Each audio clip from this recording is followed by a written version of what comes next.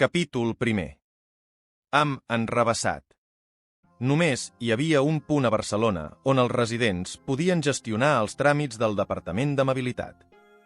Era una petita oficina a la plaça de les Glòries que cada dia feiner rebia, només amb cita prèvia, aproximadament 250 persones, més alguns acompanyants, tot i que les estadístiques mostraven una mitjana de tot just 100 casos gestionats, encara que no resolts, al dia. Això significava que cadascun dels 5 funcionaris destinats al lloc tramitava, més o menys, un total de 20 expedients durant el seu torn de 6 hores davant del públic.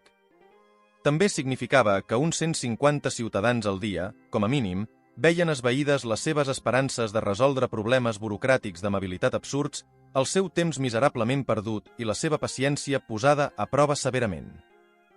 Per als afectats, era molt difícil entendre per què havien de sotmetre's a un procediment tan defectuós i humiliant gairebé a mitjans del segle XXI.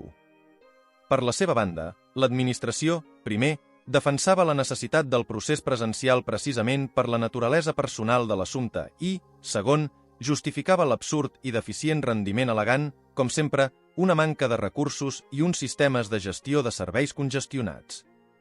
Tothom sabia, però, que la manca de recursos era culpa de la corrupció endèmica dels càrrecs i els sistemes estaven bloquejats simplement perquè estaven mal dissenyats per professionals incompetents o barats. A més, durant la temporada de Nadal, el nivell mínim oficial d'amabilitat s'havia augmentat fins al 6è nivell, motiu pel qual els incidents d'incompliment s'havien disparat. «Espero que avui arribi el meu torn», va expressar l'Eric a l'home assegut al seu costat. «He estat venint tota la setmana i res», va comentar el subjecte abordat amb la dosi justa d'apatia. «Creuem els dits». L'origen de tot el desgavell es remuntava al 2025, quan la coalició que aleshores governava l'Ajuntament de Barcelona es va empescar del no-res una campanya per transformar la capital catalana en la «ciutat de l'amor», amb l'esperança de rebassar aquest dubtós honor no només a ciutats com Venècia i Verona a Itàlia, Agra a l'Índia, Iloilo a les Filipines i San Francisco als Estats Units d'Amèrica, sinó, fins i tot, a París a França. Per què una idea tan ridícula? Realment no importava. La justificació no podia ser el turisme, doncs tot el món ja sabia que els veritables barcelonins odien el turisme. Per tant, argumentaven que l'objectiu era millorar la qualitat de vida dels residents fomentant l'amabilitat, la cordialitat i la cortesia, i que això enfortiria tant la connexió humana com la dimensió social de la ciutat. No obstant això, tothom tenia clar que aquest projecte ximple i absurd era una excusa tan bona com qualsevol altra perquè els intermediaris habituals, amb la complicitat de l'alcalde, s'omplissin les butxaques a costa de les arques de la ciutat. Però la veritable complicació va arribar uns anys més tard, quan les troballes sobre indicadors biològics vinculats a les disposicions psicològiques humanes i el desenvolupament de dispositius capaços de monitoritzar-les amb precisió van permetre a diversos comitès d'experts determinar escales científiques per a la mesura de diferents atributs del caràcter, com ara l'amabilitat, l'optimisme o l'empatia. Així doncs, l'assignatura d'actitud personal es va definir com una combinació de les lectures d'aquests paràmetres per a un individu en un moment donat. I una cosa com aquesta assignatura d'actitud personal era el complement que la ciutat necessitava per convertir la seva campanya poca-solta d'amor en la situació més restrictiva des de la causada per la pandèmia de la Covid-19. Només que, en lloc de mascaretes i passaports de vacunació, el requisit per gaudir de la llibertat de moviment aleshores era una assignatura d'actitud personal en compliment amb els límits bàsics establerts per les ordenances de l'Ajuntament per a una convivència sana i amable. La veritat és que ningú es va prendre seriosament al principi ni els dispositius d'assignatura d'actitud personal, que es van fer obligatoris i s'implantaven sota la pell, igual que els microxips d'identificació en animals de companyia, ni les regulacions municipals sobre interacció positiva. No obstant això, després d'una moratòria molt curta, totes les mesures coercitives i sancions contemplades al decret d'amabilitat van començar a aplicar-se estrictament, incloent-hi multes simples o arrestos domiciliaris per a les infraccions menys greus i l'expulsió del sòl urbà o la reclusió en institucions oficials de rehabilitació per a les infraccions greus. Sí, hi va haver una mínima revolta ciutadana, amb protestes, vagues, manifestacions i alguns disturbis. Però va ser ràpidament neutralitzada i els participants van ser simplement expulsats i vetats de per vida. En altres paraules, Barcelona només acollia persones atentes, amables, servicials i respectuoses, segons la ciència, i visitants, turistes i actors de l'economia, simpàtics o no, capaços de pagar un impost d'amabilitat corresponent que els eximia fins a cert punt del Codi de Conducta Local. També, com a cas especial, els funcionaris públics i determinats treballadors de l'administració. Perquè, tot i que s'afirmava que tots havien de complir constantment l'estàndard exigit, de fet, molt més alt que el mínim acceptat per al ciutadà mitjà, a la pràctica, això rarament passava. De manera que, per evitar escenaris estranys, els dispositius de signatura d'actitud personal adjunts a aquests homes i dones estaven manipulats perquè no tinguessin cap restricció o limitació. La qüestió era que, malgrat tot el fervor polític, certament una mica diluït amb els anys, en comptes de ser anomenada la Ciutat de l'Amor, la capital catalana s'havia guanyat el sobrenom internacional de Ciutat del Lladre Amic. Perquè, d'una banda, durant les seves activitats criminals, els delinqüents havien après fàcilment a presentar-se com a criatures gentils i cordials, si no ho eren abans, i, en conseqüència, les seves signatures d'actitud personal es mantenien perfectament vàlides independentment d'un historial complet de delictes. D'altra banda, la població que tractava amb aquests malfactors era menys propensa als conflictes o a les protestes per por de perdre els estreps i, per tant, posar en perill el seu passaport emocional. Així doncs, semblava que els infractors de la llei gaudien de l'avantatge d'una tolerància i un perdó inusuals. De fet, 20 anys després de la implementació d'aquest sistema de control del comportament integrat, la incertesa encara persistia entre el públic en general pel que feia als criteris i paràmetres utilitzats pels dispositius per avaluar el seu nivell d'amabilitat. Es tractava de factors físics? Freqüència cardíaca? Temperatura corporal i impulsos elèctrics cerebrals? Com es podia mesurar un concepte tan subjectiu com l'amabilitat? Estava relacionada una consciència benigna amb la capacitat d'un individu per comunicar-se i interactuar de manera delicada i atenta? Semblava obvi que no. Tota mena de delinqüents, criminals, estafadors, assassins, bandits, abusadors, assetjadors, violadors, xantatgistes, sabotejadors i moltíssims altres indesitjables continuaven vagant lliurement per la ciutat. I, tanmateix, individus eminentment amables, sincers, pacífics, fins i tot dòcils, es trobaven sotmesos a lectures mínimes, potser motivades per tendències depressives, insatisfacció crònica o melanconia innata. Es confonia llavors la felicitat amb l'amabilitat? I què passava amb els individus propensos als extrems? Doncs, aquells capaços d'alternar en un obrir i tancar d'ulls episodis de l'efecte més embafador amb la virulència més agra romanien tan tranquils, sense amonestació ni correcció. De tant en tant, es podien veure samarretes amb lemes com «La bondat em mata» als carrers. E12, Taulell 3, va sentir-se pels altaveus. «Vaja, al·leluia! Soc jo», va dir l'Èric, el seu company de banc. «Millor que hi vagi abans que perdi el torn». L'home va caminar cap al tercer taulell i es va asseure en una cadira. De seguida va començar a fer gestos ostensibles, tot i mantenint una certa compostura. Al cap de 10 minuts es va aixecar, agitat, i va tornar a la zona on havia estat esperant abans de ser cridat. «Sou l'Arturo, oi?», va preguntar l'Èric retòricament a l'home amb qui havia estat parlant abans. «Mireu, em diuen que hauré de quedar-me a casa perquè la meva puntuació actual de 5,01 no compleix el requisit mínim que, de fet, acaben d'elevar a 6 per Nadal, collons. Per cagar-s'hi. Va continuar, sense esperar cap resposta. Així doncs, diuen, l'única cosa que em pot salvar del confinament durant aquestes vacances és trobar un avalador que cobreixi el meu dèficit. Sé que això és sobtat venint d'algú que acabeu de conèixer. Vull dir, hi estaríeu disposat? Perquè realment no tinc ningú més ni cap altra alternativa. Però, amic meu, va respondre l'Arturo amb aspecte abatut, em fa l'efecte que la puntuació de l'avalador també ha d'estar per sobre del llindar requerit i em temo que estic en la mateixa situació que vos. Merda! De debò, va murmurar l'Eric, mirant el funcionari que l'esperava al tercer taulell. Estic ben cardat. Quan les seves mirades es van trobar, l'oficinista es va assenyalar el canell per indicar que el temps passava, un gest completament anacrònic, ja que els rellotges de polsera havien passat de moda, fins i tot com a joies, dècades abans. No obstant això, era un d'aquells actes de mímica universals que havien prevalgut tot i representar una cosa obsoleta, com escriure a l'aire amb un bolígraf invisible per demanar el compte en un restaurant. El missatge era clar de totes maneres. Però quan l'Eric estava a punt de començar a moure's, es va sentir una veu femenina que provenia de la filera de seients que hi havia darrere seu. Ei, col·lega, endevina, va intervenir una noia alta i calba. No puc fer-te de valedora, però sé com resoldre el teu problema per sempre. Disculpeu-me. Mestressa, va dir l'home, amb un to escèptic mentre la mirava. Aquell paio d'allà m'està esperant i un no sé què. En el seu posat em diu que se li està acabant la paciència.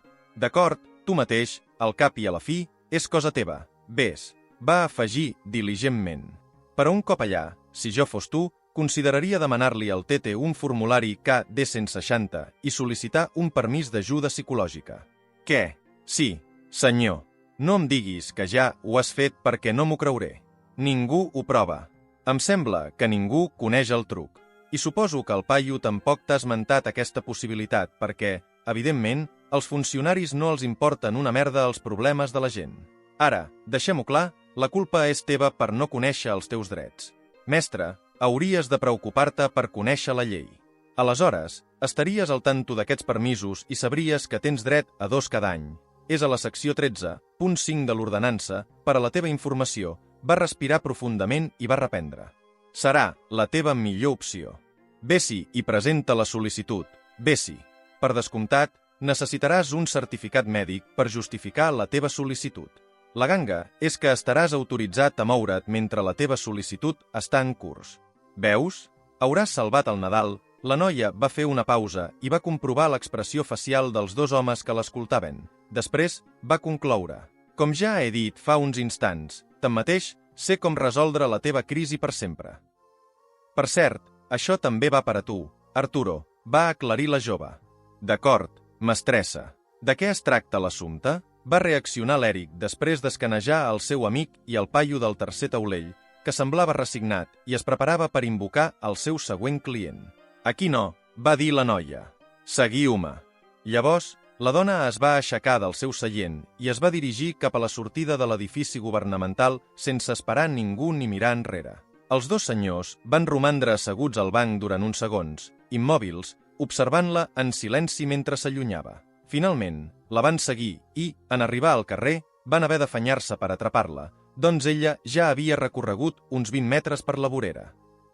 Els 3 van caminar junts en silenci, guiats per la noia misteriosa, fins a l'estació de metro més propera, Glòries. Van entrar a les instal·lacions de la xarxa de transports, van esperar un comboi i van completar el trajecte fins a l'estació de Plaça Catalunya, vigilant-se mútuament durant tot el trajecte, encara sense dir ni una paraula. A continuació, van caminar fins al pas de vianant subterrani. Allà, al centre mateix de la rotonda, la dona va tornar a parlar. D'acord, nois, aquí teniu el tracte. Va començar la jove. Puc augmentar la vostra puntuació de signatura d'actitud personal fins a 7,5 i fer-la permanent. Esdevé 100% funcional i absolutament indetectable contra els controls de consistència. I us preguntareu què significa 7,5 a la pràctica? Bé, evidentment, moviment sense restriccions i accés garantit a molts llocs bonics. A més, com a puntuador alt, i això és meravellós, nois, beneficis addicionals com ara exempcions d'impostos i cosetes d'aquestes que alegren la vida. Va explicar fent conyeta. Bàsicament, és això el que hi ha. Digueu, doncs, us interessa o no. Els homes es van mirar gairebé coordinadament, incapaços d'evitar fer expressions facials estranyes. Aleshores, van escanejar subtilment al seu voltant mentre s'acostaven gradualment a la seva interlocutora amb un llenguatge corporal una mica més tens que en els moments previs. Val, un moment. És possible de debò? Va adoptar l'Eric. I, si ho és, quin és el preu?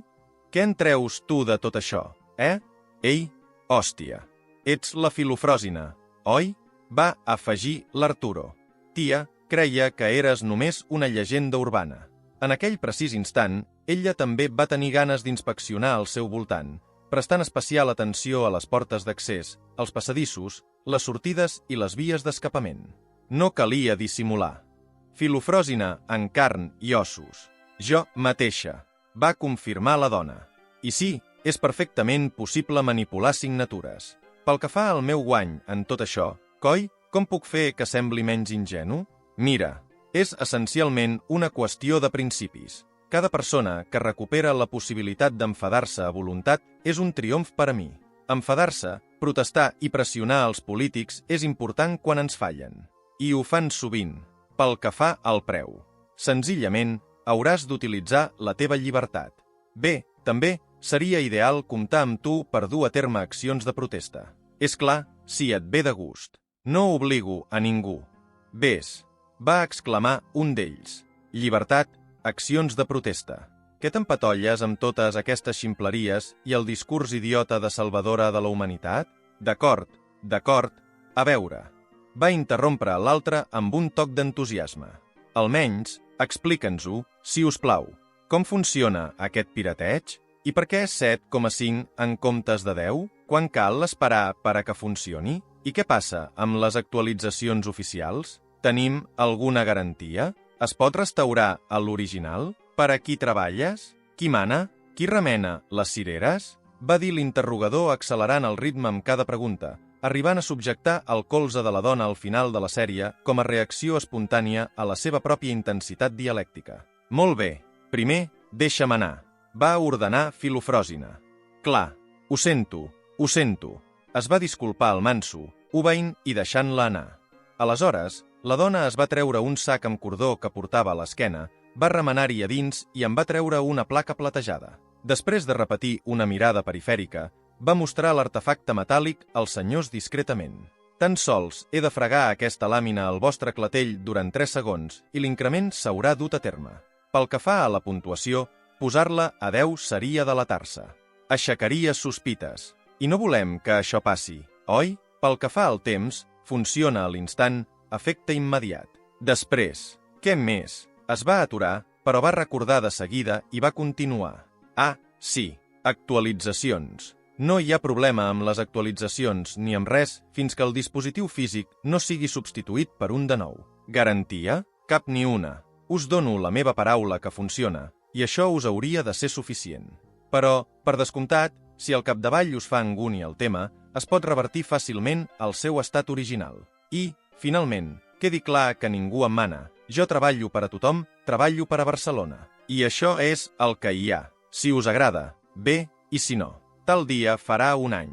Tant l'Eric com l'Arturo van fer gestos d'acceptació posant-se a disposició de l'artista.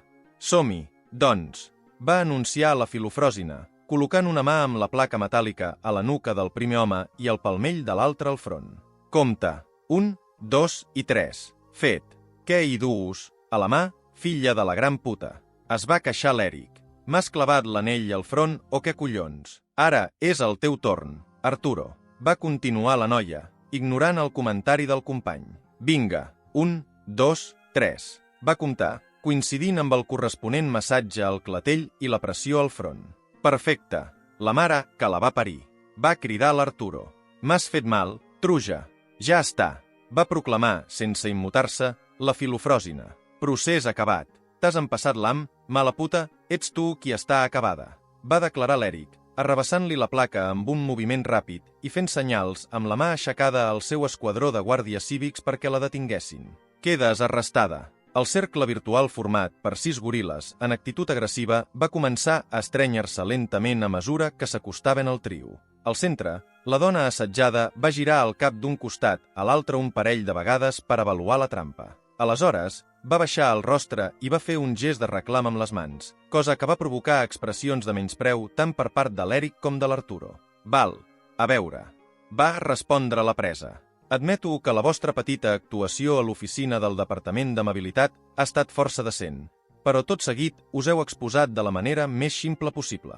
Principalment, perquè el transport públic està prohibit per a aquells que tenen menys de 6 punts, precisament, i vosaltres heu pogut entrar al recinte del subterrani sense cap problema, cosa que m'ha suggerit que teníeu immunitat de funcionari. Raona amb tranquil·litat. Com és que no sabeu una cosa tan bàsica, nois? Va preguntar amb un deix de befa en el to. La immunitat que us acabo de rebassar a tots dos, estimats. Ara els vostres dispositius han quedat inservibles. Per cert, podeu quedar-vos la placa com a record. El que importa és l'anell. A l'ordre de Filofròsina, objectes voladors rudimentaris de contenció, operats per un grup de persones que s'havien acostat furtivament a l'escena, van descendir sobre els membres de l'esquadra de la Guàrdia Cívica. Un cop sotmesos, la líder es va acostar a cada soldat i el va punxar al front amb el cèrcol màgic que duia al dit. Déu-n'hi-do, quin goig! 6 immunitats més. Moltíssimes gràcies, de debò, va agrair la dona.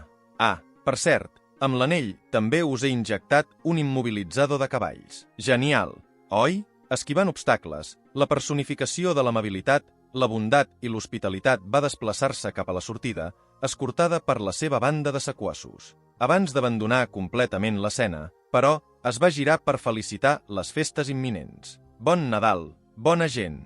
L'equip de suport va trigar un parell de minuts, tal com s'havia estipulat al pla de la missió, per evitar comprometre la credibilitat de l'operació. En arribar, van atendre la gent que es feia dir Eric, el líder de la unitat, administrant-li una substància per contrarrestar la droga entomada que el va espavilar gairebé a l'instant. A continuació, li van restaurar la signatura privilegiada. Després, el que havia adoptat l'àlies d'Arturo i els 6 soldats reduïts van rebre el mateix tractament rehabilitador. Merda, no m'esperava la injecció de verí paralitzador, va admetre l'Eric després d'exercitar la mandíbula durant una bona estona. La bandarra m'ha deixat una bona ferida al front. Arribats a aquell moment, l'enrenou habitual de la rotonda subterrània s'havia reprès. Sense més, el cap va ordenar retirada als seus companys per tal d'evitar revelar cap informació relacionada amb l'operació a algun activista encobert que rondés per allà. Discretament, tots van desaparèixer. L'Eric i l'Arturo van sortir a fora, on els esperava un vehicle de la Guàrdia Cívica. Capítol 2. Fera esmunyadissa. La tenim? Va preguntar el líder ja dins del laboratori mòbil. Com va la sincronització? Bé, l'enllaç és robust, latència mínima també. Va respondre l'especialista. De moment, tot està ajustat. I comportament com s'esperava? Dins del que esperàvem, sí. Va informar el tècnic. Només han passat 15 minuts, però sembla clar que la dona s'ensuma que l'atraparem tard o d'hora per què. Va continuar l'operador, invocant diferents fonts d'informació visual. Veieu? Aquí i aquí? Com sospitàvem, ha intentat escapar de la xarxa pels llocs més obvis i s'ha tirat enrere. Fins i tot ha entrat a una residència privada. Hem comprovat l'adreça, res sospitós, cap antecedent. El més probable és que hagi estat una violació de domicili. Confirmació de lectura biomètrica contínua. Correcte. Doncs paciència. Paciència. Perquè el seguiment exhaustiu dels moviments de la dona no oferia cap mena d'emoció. Els seus itineraris diaris, principalment dins de la zona urbana de l'Eixample, Sant Martí i Ciutat Vella, semblaven erràtics i les seves interaccions amb la gent local eren inexistents. No obstant això, ocasionalment increpava i s'enfrontava a turistes per provocar-los. Si un visitant s'enfadava prou i era enxampat per un guàrdia cívic, podia perdre el permís de visita tot i haver pagat la taxa requerida. La resta del temps, passejava, vagant per carrers i parcs, i fins i tot passava llargues estones caminant per les platges, especialment la del Somorrostro. S'aturava unes hores, probablement per dormir o descansar, però mai al mateix lloc. Després, reprenia el seu vagar. I, en tot moment, La seva signatura d'actitud personal es mantenia inalterada. En altres paraules, la vigilància estava resultant infructuosa. Així doncs, després del 10è dia de vigilància, l'Eric va ser citat pel seu superior per retre comptes. «Res, senyor», va començar l'agent. I la meva sensació, si em permeteu dir-ho, és que estem perdent el temps amb aquest rastreig inútil. Ni tan sols la intel·ligència artificial ha estat capaç de trobar cap patró, ni amb el conjunt de dades que s'estan recollint in situ aquests dies, ni amb les dades recuperades d'abans de l'encontre. «Vinga, home, per l'amor de Déu! Què necessites?», va exigir el sergent. «Més temps, més gent, més què? Senyor, tinc 3 homes al carrer seguint-la i 3 més al laboratori revisant imatges, cobrint 24 hores», va explicar l'Eric. «Sincerament, no crec que sigui qüestió de personal o de passar una altra setmana vigilant-la. Ella n'és conscient. I els seus ajudants de fa 10 dies, hi ha hagut sort? Bé, de fet, van entrar a la ciutat com a visitants. Després de l'acció, van fugir, van marxar de Barcelona. Malauradament, tot el que tenim són els seus documents d'identitat falsos. Quin desastre! Doncs cap a on anem ara? Quina és la vostra proposta? Perquè això no es pot deixar així. Ja ho sabeu. Ho sé, senyor, va admetre el subordinat. Per això proposo que l'arrestem i obtinguem la informació a l'antiga. Senyor, vinga, va protestar l'oficial. De debò, nano, faré veure que no he escoltat el que acabo de sentir pel teu propi bé. Senyor, llavors només veig 2 opcions, arrest immediat o vigilància automatitzada. Va suggerir l'Eric. Però jo optaria per arrestar-la. Tenir un culpable és millor que no tenir-ne cap. No m'ho puc creure. Va rondinar el cap, emfatitzant la seva insatisfacció. Vinga, deixa'm veure tots aquests informes fútils que heu generat. Va exigir el sergent, després de deixar anar un llarg sospir. El subaltern va obeir l'ordre del comandant, mostrant visualment diversos punts de l'expedient davant d'ells dos i centrant-se en la secció d'anàlisi detallat. Què volen dir totes aquestes alertes descartades? M'ho pots explicar? Va exigir el sergent. Comportament sospitós aquí, aquí, aquí. Repetit 10 vegades mateix lloc, aproximadament mateixa hora. Una vegada i una altra. Què és això? M'estàs prenent el pèl? Per Déu, home. De veritat. Doncs senyor, aquestes alertes han estat degudament revisades. Va justificar l'Eric de seguida, manifestant certa agitació. Totes són similars. La noia s'atura un moment, recita uns poemes molt subtilment i continua caminant.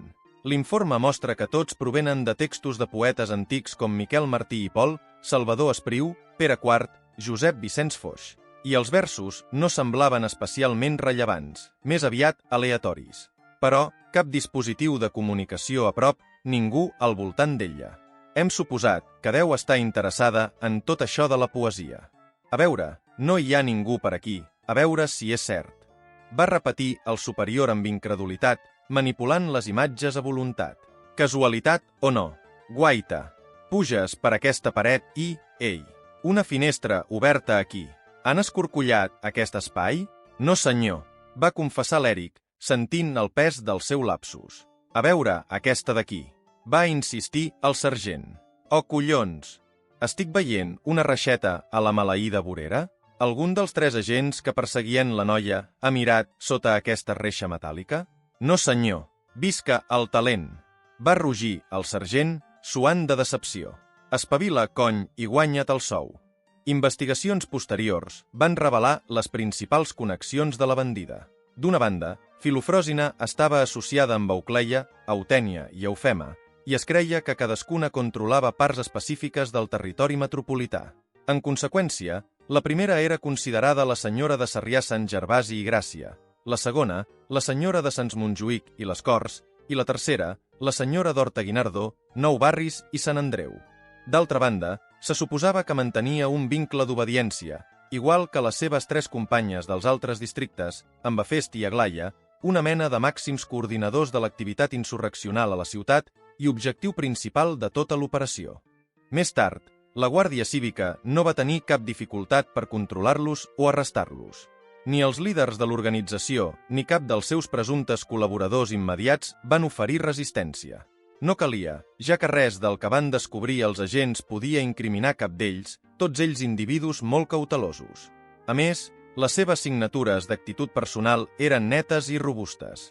Tanmateix, els detinguts eren ben conscients que haurien de passar 3 dies tancats a les cel·les de la Guàrdia Cívica tant sí com no. Sense càrrecs genuïns, tal era el període màxim permès per la llei. Per tant, aviat va quedar clar que l'únic premi que la Guàrdia Cívica obtindria de tota la cacera seria Filofròsina. Capítol 3. Cortesia del veí. Filofròsina, rendeix-te, va cridar l'Èric des d'uns 15 metres d'ella. El teu clan ha caigut, només quedes tu. Ja vaig escapolir-me de tu l'altre dia. Recordar la noia, sarcàsticament. Què et fa pensar que no tornarà a passar el mateix? La jove, que havia advertit tot just uns segons abans la presència dels guàrdies, va afanyar-se a invocar un dels seus drons d'emergència. Com que la seva posició en aquell precís instant era l'inici de la via laietana i l'objecte volador estava aparcat a la plaça d'Urquinaona, hauria d'esperar, va calcular, almenys mig minut per a que el dron recorrés la distància al voltant d'1 quilòmetre. Vinga, dona, deixa ja de tocar els pebrots, va suplicar l'Èric, fent evident la seva exasperació. Et tenim sota vigilància constant, no tens escapatòria. A més què? Va preguntar la Filofròsina, aguditzant la seva atenció. Potser tu ets qui ho té millor. Va argumentar l'home. Vull dir, sembla que tens traça, coneixements tècnics i coses, ets intel·ligent. Per tant, no m'estranyaria que et volguessin reclutar en comptes de condemnar-te. Ja ho saps, el talent sempre és benvingut a tot arreu. Veig que no has entès de què va tot això, va dir, intentant guanyar uns segons. Si he passat anys lluitant contra un sistema que trobo injust i opressor, no començaré a treballar per enfortir-lo ara. No creus? Ni tan sols per evitar un càstig? Digues-me romàntica, però m'estimo més aferrar-me als meus principis fins a les últimes conseqüències, va declarar alhora que albirava la màquina voladora. Un cop va ser al seu abast, la noia va agafar els mànecs del dron en una maniobra acrobàtica perfeccionada gràcies a un entrenament exhaustiu, cosa que va provocar que els seus peus se separessin del terra amb una estrebada sobtada i guanyés ràpidament distància vertical. Filla de puta! Ràpid, engegueu el dispositiu inhabilitador. Va reaccionar l'Arturo, adonant-se que l'Èric s'havia quedat aturat, ben embadalit, amb la contorsió circensa de la dona. Vinga, hòstia! Abateu-la, encara que sigui llançant-li rocs. Per absurda que semblés la idea, un dels agents va arrabassar una maleta de mà a un turista que casualment era a prop seu i la va llançar amb tota la força que va poder cap a la figura voladora que s'allunyava. No només va fallar al blanc, sinó que el projectil improvisat va colpejar violentament un vianant al cap. La pobra víctima, un senyor de mitjana edat, no va sobreviure al cop. Truqueu una ambulància. Va demanar simplement al culpable mentre passava pel costat del cadàver. Aliens al malaurat incident, tot l'equip va córrer darrere l'ombra de la fugitiva propulsada, que es desplaçava pel carrer dels Agullers a una velocitat i altitud limitades pel pes extra. La van perdre de vista quan va girar la cantonada cap a la Basílica de Santa Maria del Mar, però no van deixar de córrer ni tan sols quan finalment van aconseguir engegar el mecanisme per desactivar el minitransport aeri. L'hem perdut de vista. Laboratori, va dir l'Èric, amb la veu esquinçada per la cursa. Digueu-me que encara la teniu a la pantalla. Afirmatiu, senyor, va confirmar el tècnic del laboratori mòbil. De fet, senyor, acaba d'aturar-se tot de sobte. El vehicle de la Filofròsina es va estavellar i la caiguda la va deixar amb contusions i una mica atordida. Va intentar continuar la seva fugida a peu, però el dolor li ho va impedir. Tot i això, va aconseguir arrossegar-se fins al fossar de les Moreres. Allà, una dona de mitjana edat li va agafar la cama per impedir que continués. Finalment, la Filofròsina es va rendir. «Que tens pressa, filla meva?», va preguntar a la senyora de mitjana edat amb un to familiar, com si la conegués de tota la vida. Poc després, el grup d'homes va aparèixer corrent en la distància. En topar-se amb l'escena, no obstant, van anar frenant-se gradualment fins a adoptar una marxa parsimoniosa amb la que gairebé arrossegaven els peus. Van continuar acostant-se a la fugitiva i la seva nova escorta. «Doncs sembla que s'ha acabat el bròquil, criatura miserable», va dir l'Arturo, esbufegant a causa de l'exercici físic. «Saps, no em va agradar gens el regal que em vas fer l'altre dia al front.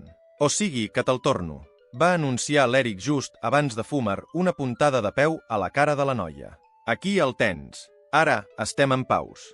Excepte l'Arturo, que romania concentrat en la dona, la resta dels seus col·legues es van disposar en una mena de cercle per controlar el perímetre i poder afrontar emboscades com la que havien patit a la rotonda subterrània. Tot i que semblava inútil, ja que gairebé no hi havia vianants per la zona.